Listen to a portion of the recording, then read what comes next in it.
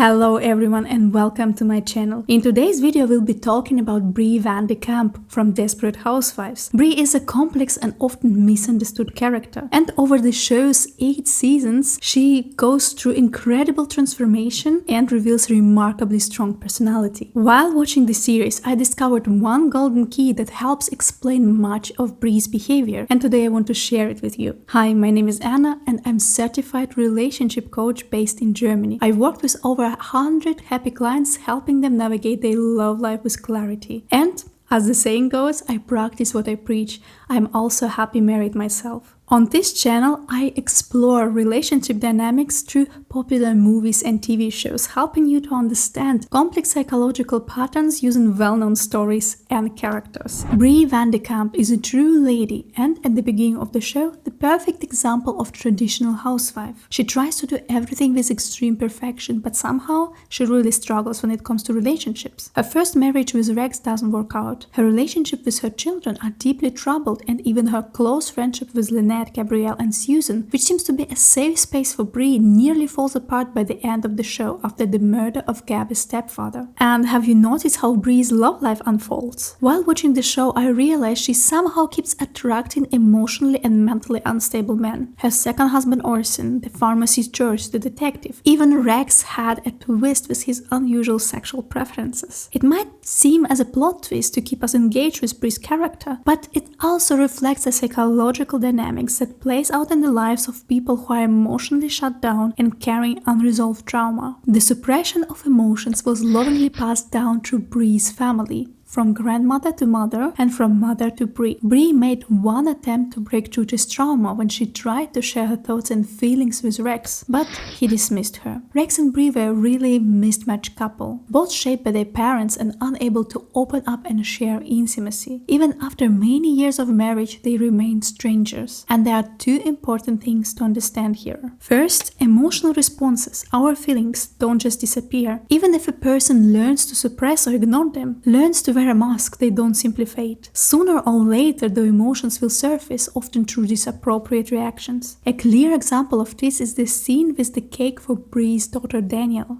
It was Barbie! Barbie!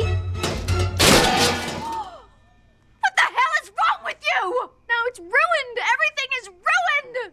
Through that emotional wall, only the most intense emotions manage to break through, like anger. But why anger? Because it's one of the hardest emotions to suppress, especially when it builds up over the time. And that's why we often see Bree express anger. It's the one emotion that pushes past her defenses. And second, this emotional numbness is actually a defense mechanism. When emotions are seen as unsafe or not allowed, the brain blocks access to them to help you survive. But people still need emotions to come out. It's a basic human need. And one of the easiest way people try to switch off this numbness is alcohol. Alcohol lowers activity in the parts of the brain responsible for control and regulation of emotions. And under the influence of alcohol, that control weakens and emotions that usually don't get through, they burst out. That's why some people become abusive when they're drunk. They suppressed anger surfaces. And that's what happens to Bree. At a certain point, she can't cope with all her suppressed feelings and doesn't know how to work with her emotions, so she starts to spiral into drinking. And it's quite logical that she starts drinking not only after Rex's death, but when she learns that Rex was poisoned and that the George, the man she dated and invited to her house. Speaking of George, the pharmacist who turned out to be a psychopath, have you noticed how Bree seems to attract very toxic men into her life?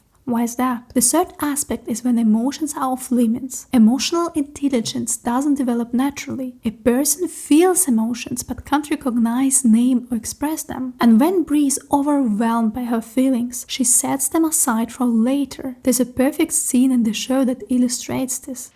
Whenever I feel my emotions getting the best of me, I simply picture an empty box. And I take whatever I'm feeling and put that in the box. And then I picture myself putting the box away in a big, empty closet and closing the door. Then, if I have time, I go back and open the box and deal with the emotion in private, like a lady.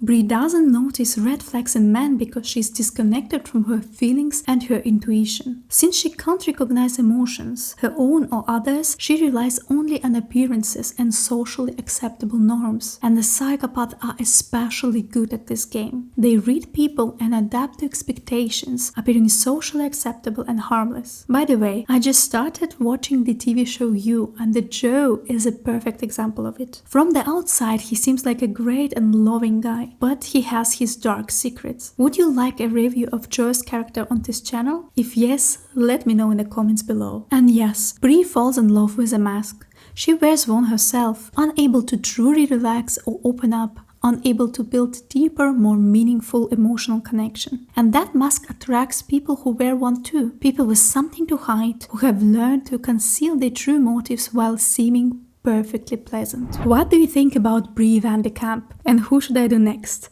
Please leave me the comment below. And subscribe so you don't miss other reviews. I'm planning to cover Bridget Jones, Great Gatsby, Sex and the City, and so many more. Thank you for watching and see you.